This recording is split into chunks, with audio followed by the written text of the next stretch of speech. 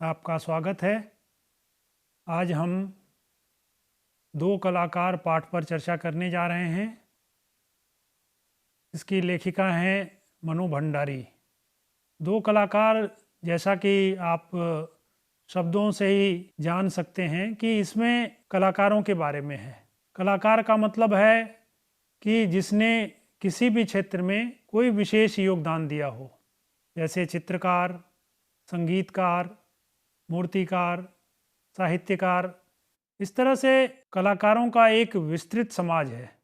लेकिन यहाँ जिस सवाल को लेखिका ने उठाया है, वहाँ स्थापना की गई है कि कागज पर जो कलाकारी की जाती है, क्या वह श्रेष्ठ है या लोगों के जीवन को सुधारने और संवारने के लिए जो प्रयास किया जाता है वो श्रेयस्कर है। चूँकि रचनाकार की दृष्टि में दोनों कलाएं हैं और वास्तव में चित्रकला जो होती है उससे हम ज़्यादा प्रभावित होते हैं, लेकिन मानव सेवा की जो कला है उस पर उतनी दृष्टि नहीं जाती है। इसी भावभूमि पर इस पाठ को उकेरा गया है और हम आगे चलकर एक एक करके देखेंगे कि किस तरह से इसमें संवादों के माध्यम से इस बात की स्थापना की गई है। सबसे पहले हम यह समझने की कोशिश करते हैं कि इस कहानी के लेखन का उद्देश्य क्या है।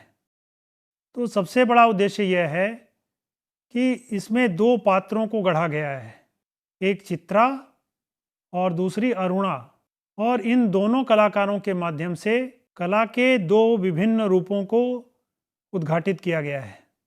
इसमें कहानी के जो तत्व होते हैं उनका समावेश भी हम देखेंगे, भाषा शैली पर भी चर्चा करेंगे और व्याकरणिक दृष्टि से भी हम देखेंगे कि हम इसमें से क्या सीख सकते हैं। मुझे विश्वास है कि आपने इस पाठ को पढ़ा होगा। मैं संक्षेप में इसके मूल पाठ को बताता हूँ ताकि एक बार आपकी पुनरावृत्ति हो जाए।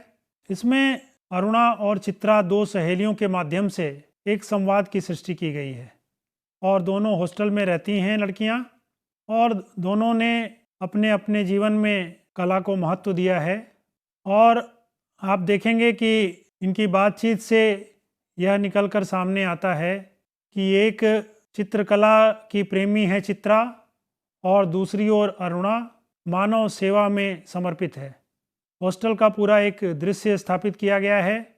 उसके बाद जब आप आगे बढ़ेंगे तो इसमें मनोज नामक पात्र का जिक्र है, अरुणा के साथ जिसका विवाह होने वाला है, और वह भी मानव सेवा में संलग्न है। फिर हम आगे बढ़ते हैं तो देखते हैं कि जो तर्क चित्रा और अरुणा अपने अपने पक्ष में दे रही है, उनके क्या तर्क हैं और वह अपनी अपनी कला को श्रेयस्कर कैसे बताती हैं। फिर हम आगे बढ़ते हैं तो एक बाढ़ का दृश्य दिखाया गया है और उस बाढ़ के दृश्य से एक ओर चित्रा प्रभावित होकर चित्रकला का प्रदर्शन करती है, तो दूसरी ओर अरुणा बाढ़ से जो लोग पीड़ित हैं उनकी रक्षा के लिए संकल्प लेती है। फिर हम देखते हैं कि चित्रा विदेश में अपनी पढ़ाई जारी करने के लिए जाती है और अरुणा के साथ उसका संपर्क टूट जाता है।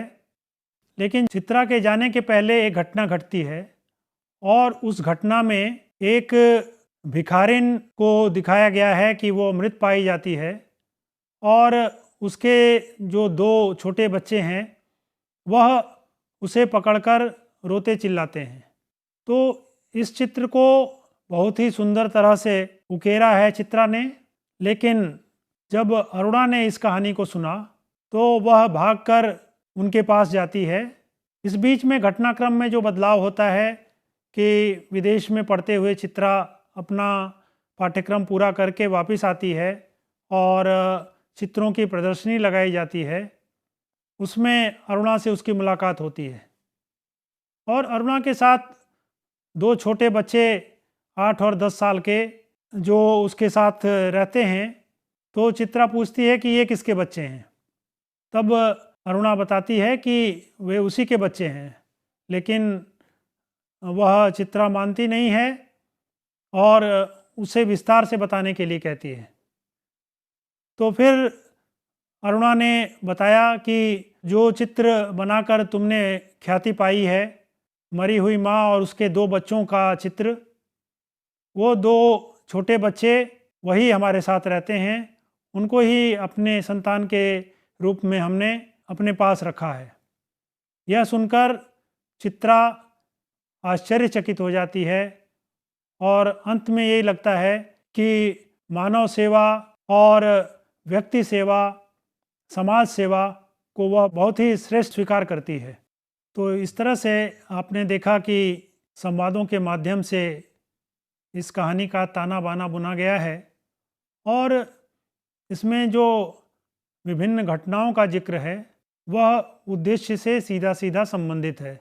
अगर हम इसकी पुनरावृत्ति संक्षेप में करें तो इस तरह से देख सकते हैं कि अरुणा का विवाह मनोज के साथ निश्चित हो चुका है। चित्रा धनी पिता की इकलौती पुत्री है। अरुणा एक समाज सेविका है। चित्रा एक चित्रकार और प्रसिद्धि पाने के लिए उत्सुक है, जिसे गुरु का भी आशीर्वाद प्राप्त है। अखबारों से पता लगता है कि मूसलाधार बारिश हो रही है और बाढ़ आ गई है और बाढ़ पीड़ितों की हालत ख़राब हो चुकी है। तो अरुणा शिविर में जाती है और बाढ़ पीड़ितों की सेवा करती है। लेकिन दूसरी ओर चित्रा उन पर आधारित चित्र बनाती है। एक अन्य दृश्य जो दिखाया गया है कि गर्ग स्टोर पर एक भिखारिन की मृत्यु हो जाती है और चित्रा उस मरी हुई भिखारिन और उसके बच्चे का एक सुंदर चित्र बनाती है और उसके बाद वह विदेश पढ़ने चली जाती है। लेकिन भिखारिन वाले चित्र पर चित्रा को विशिष्ट पुरस्कार मिलता है। लेकिन जब चित्रा वापस आती है तो बड़ी प्रदर्शनी का आयोजन करती है और उसे प्रसिद्धि भी प्राप्त होती है।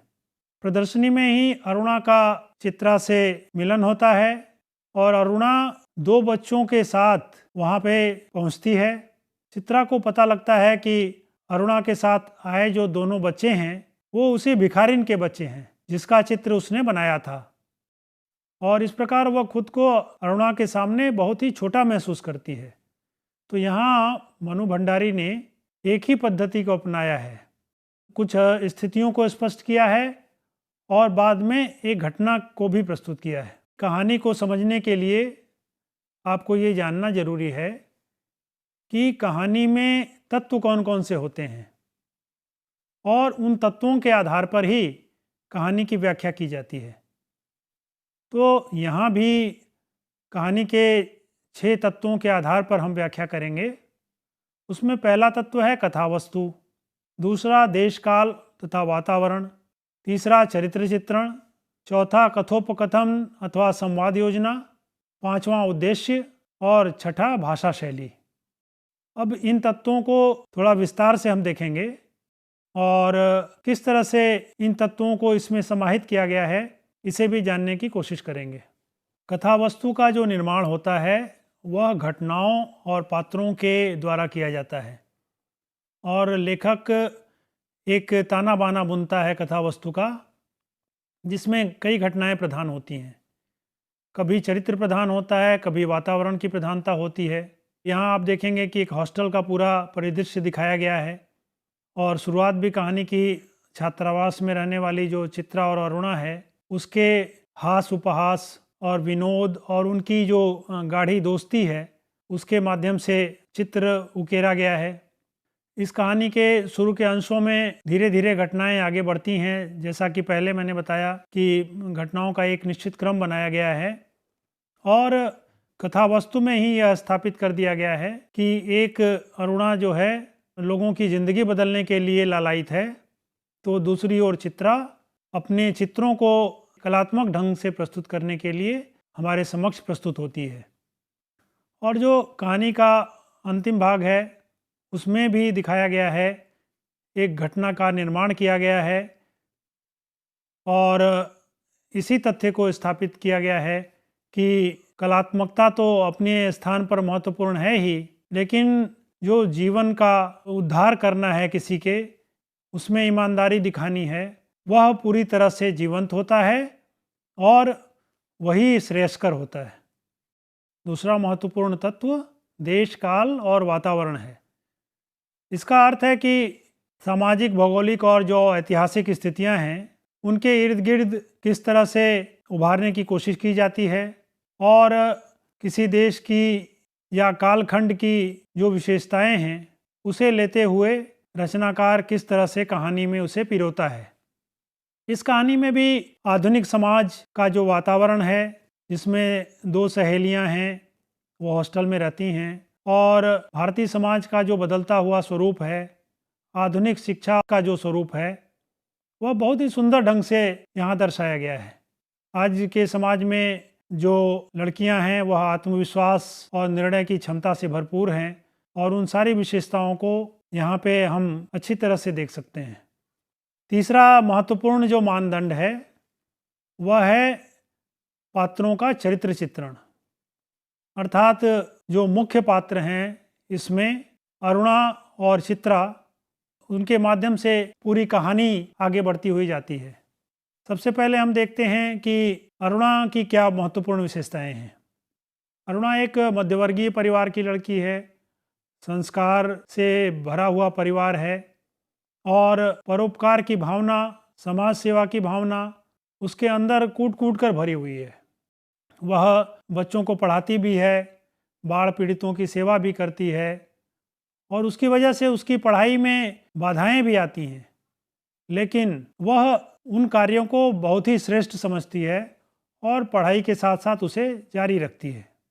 उसकी सहेली चित्रा उससे कहती भी है कि तुम सारे दिन भटकती रहती हो और ये समाज सेवा से क्या मिलता है, लेकिन अरुणा बहुत ही संवेदनशील है और जब भी कोई चिंताजनक या संवेदनशील घटनाएं होती हैं वह वहाँ पर पहुंचकर अपनी सेवाएं देती है। असल में जो अरुणा का स्वभाव है वह रोगियों, दुखियों, पीड़ितों, उनके प्रति अपार प्रेम से भरा हुआ है और वह कहानी के अंत में जाते जाते इतनी करुणाशील हो जाती है कि एक गरीब महिला की मृत्यु होने के बाद उसके 2 अनाथ बच्चों को अपने साथ ले जाकर उनका पालन पोषण करती है। तो यह मानवता की एक चरम पराकाष्ठा है। यद्यपि कहानी में जगह जगह उसकी सहेलियां मजाक उड़ाती हैं और जीवन की उपयोगिता पर सवाल खड़ी करती हैं, लेकिन वह अडिग रहती है और पूरी तरह से लोगों के लिए समर्पित होती है। अब हम चित्रा के बारे में थोड़ी सी जानकारी लेते हैं। चित्रा धनी पिता की बेटी है और इकलौती भी संतान है। उसमें अनेक महत्वाकांक्षाएं भी हैं, इसीलिए वह समय समय पर नए नए चित्रों का निर्माण करती है और वह अरुणा को भी यह समझाने की कोशिश करती है कि चित्रकला ही श्रेयस्कर है। इसीलिए वह रंगों में डूबी रहती है, उसको दुनिया की कोई खोज खबर नहीं है और वह चित्रकला को इतना महत्व देती है जिसकी वजह से विदेश में पढ़ाई करने भी जाती है और वहाँ से आकर चित्रों की प्रदर्शनी भी लगाती है और उससे उसका पूरे देश में नाम भी होता है और यही उसकी ख्वाहिश भी है। अगर हम कलात्मक ढंग से देखें तो वास्तव में उसमें कला प्रेम कूट कूट कर भरा है और वह विनोदी स्वभाव की भी है, मजाक भी करती है और अपनी जो सहेली है अरुणा, उसके साथ भी उसके बहुत अच्छे संबंध हैं। हालांकि उसके साथ विचारों का तालमेल नहीं है, लेकिन वह बहुत ही ध्यान रखती है अरुणा का और जगह जगह दिखाया गया है कि वह सहायता करने के लिए पूरी तरह से तैयार रहती है। इसके बाद हम संवाद योजना को देखते हैं। शिक्षार्थी, इस कहानी की एक महत्वपूर्ण विशेषता है कि यहाँ संवादात्मक शैली में ही छोटे छोटे संवादों के माध्यम से कहानी को विकसित किया गया है और जहाँ पे 2 लोगों का संवाद है उसमें उपहास भी है, हास्य भी प्रकट होता है और आत्मीयता भी प्रकट होती है। कहानी का जो सबसे महत्वपूर्ण तत्व है वह है उद्देश्य, क्योंकि हर कहानी का एक बड़ा उद्देश्य होता है। रचनाकार केवल मनोरंजन के लिए रचनाओं की सृष्टि नहीं करता। यहाँ भी मनु भंडारी ने समाज सेवा को एक कला का दर्जा दिया है। उनकी दृष्टि में कला की सच्ची संवेदना चित्रों के माध्यम से कम होती है, समाज सेवा के माध्यम से ज़्यादा होती है। और दूसरों की पीड़ा को दूर करना यह तो सबसे महत्वपूर्ण पक्ष है जीवन का। इसीलिए वह चित्रकला और समाज सेवा इन दोनों में जगह जगह तुलना करती चलती हैं और समाज को एक श्रम का महत्व भी बताती चलती हैं। और अरुणा एक आदर्श पात्र के रूप में यहाँ पर प्रस्तुत की गई हैं, जो विभिन्न सामाजिक कार्यों में संलग्न रहती हैं। और कहानी के अंत में चलकर तो वह गरीब बच्चों को अपने जीवन में ही धारण कर लेती है, गरीब बच्चों को अपने बच्चे के रूप में रखना शुरू करती है, पालती पोसती है। यह वास्तव में कहानी का मूल संदेश है।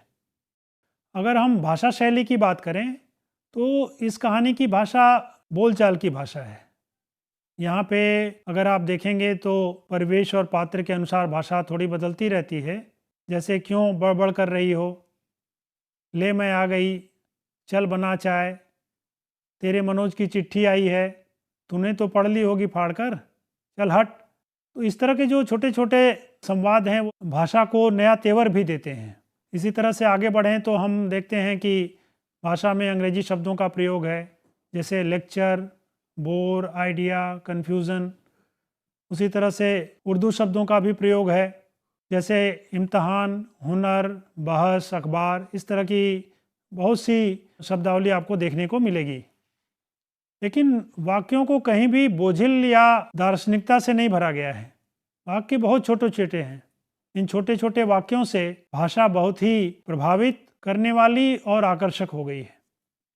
अब हम देखते हैं कि हर पाठ का उद्देश्य होता है कि भाषा कौशल का विकास करना, और इस कौशल विकास में हमने वाक्य भेद को यहाँ पे शामिल किया है। पहले आपने रचना की दृष्टि से वाक्य भेद देखा होगा, जिसमें सरल, संयुक्त और मिश्र वाक्यों को समझाया गया। लेकिन दूसरी ओर कार्य की दृष्टि से भी देखें तो वाक्य के भेद को समझना चाहिए। जैसे अरे यह क्या, आ गए सब बच्चे, या तेरी तरह लकीरें खींचकर समय बर्बाद नहीं करते। तो इसमें कई तरह के वाक्य आपको देखने को मिल रहे हैं, जैसे आज्ञार्थक वाक्य, साधारण वाक्य, प्रश्नार्थक वाक्य, इच्छार्थक वाक्य। इस तरह से भी वाक्यों की संरचना की जाती है। और अगर आप अर्थ की दृष्टि से देखें तो उसमें भी वाक्य की जो संरचना है, उसका अर्थ है, वो भी बदल जाता है। जैसे चित्रा ने सोई हुई अरुणा को उठाया, ये कथन के रूप में है। और चित्रा ने सोई हुई अरुणा को नहीं उठाया, तब निषेधात्मक वाक्य हो जाएगा। क्या चित्रा ने सोई हुई अरुणा को उठाया, ये प्रश्नार्थक वाक्य हो जाएगा। सोई हुई अरुणा उठो, ये आज्ञार्थक वाक्य हो जाएगा। तो इस तरह से भाषा में जो वाक्यों का प्रयोग किया जाता है, उसके भी विभिन्न भेद आपको दिखाई देते हैं। संक्षेप में मैं आपको बता दूं कि मनु भंडारी ने सामाजिक और मनोवैज्ञानिक विषयों पर विशेष रूप से अपनी रचनाएं की हैं। और जो नारी के मन में उठने वाली विभिन्न संवेदनाएं होती हैं, जो विभिन्न तरह के उथल पुथल और संवेदनहीनता होती है, उन सभी को इनकी रचनाओं में देखा जा सकता है। अगर इनकी प्रसिद्ध रचनाएं देखें तो मैं हार गई, एक प्लेट सैलाब, यही सच है, ये सब इनकी बहुत ही महत्वपूर्ण रचनाएं हैं। तो इस तरह से शिक्षार्थियों, आपने देखा कि यह कहानी बहुत ही सहज ढंग से प्रस्तुत की गई है और इसमें कहानी के विभिन्न तत्वों को समेटा गया है और एक निश्चित क्रम में कहानी को आगे बढ़ाते हुए रचनाकार ने यह सिद्ध करने की कोशिश की है कि मानव जीवन में चित्रकला का महत्व तो है एक कला के रूप में, लेकिन उससे बढ़कर समाज सेवा का महत्व है। यह कहानी कहीं न कहीं सबको संदेश देती है कि हमें भी अपने जीवन में दूसरे व्यक्तियों के प्रति समानुभूति होनी चाहिए, उनके जीवन को सुंदर बनाने के लिए प्रयास करना चाहिए। तभी मानवता सुरक्षित रह सकती है और हम इस समाज को, इस देश को, इस विश्व को एक सुंदर घर की तरह बना सकते हैं। अब आपको हम परीक्षा की दृष्टि से एक दो महत्वपूर्ण बातें बताना चाहेंगे। यह पाठ चूँकि एक महत्वपूर्ण कहानी है, इसलिए सबसे पहले आपको इस कहानी का पूरा स्वरूप, उसकी रूपरेखा, उसका ताना बाना, उसकी कथा वस्तु, इसे समझना ज़रूरी है। अगर आप पूरी कहानी को अच्छी तरह से समझ लेते हैं तो जो भी प्रश्न पूछे जाएंगे उन्हीं पे आधारित होंगे। इसमें प्रश्न पूछा जा सकता है कि कहानी के तत्वों के आधार पर अनुराधा कहानी की समीक्षा कीजिए। तो यहाँ जिन 6 तत्वों का उल्लेख किया गया है उन तत्वों को एक एक कर आप उसका विश्लेषण करेंगे। उसके अलावा जो चित्रा और अरुणा का चरित्र चित्रण है उस पर आधारित भी प्रश्न हो सकते हैं। तो उनके चरित्र की महत्वपूर्ण विशेषताओं को भी समझने की कोशिश करें। तीसरी महत्वपूर्ण बात है कि कहानी का उद्देश्य महत्वपूर्ण होता है, इसलिए 2 या 3 अंक के जो प्रश्न होंगे वो कहानी के उद्देश्य पर आधारित होंगे। अंत में मैं यही कहना चाहूँगा कि यह एक बहुत ही मनोरंजक और प्रेरणादायक कहानी है जिसमें मानव के जीवन में कलात्मकता का क्या महत्व है उसे एक और स्थापित किया गया है, लेकिन उसके साथ साथ जो हमारा सामाजिक दायित्व है, समाज निर्माण में हमारी क्या भूमिका है और किस तरह से समाज को बदलकर हम देश को भी और विश्व को भी बदल सकते हैं, नई मानवता की सृष्टि कर सकते हैं, एक आदर्श समाज का निर्माण कर सकते हैं।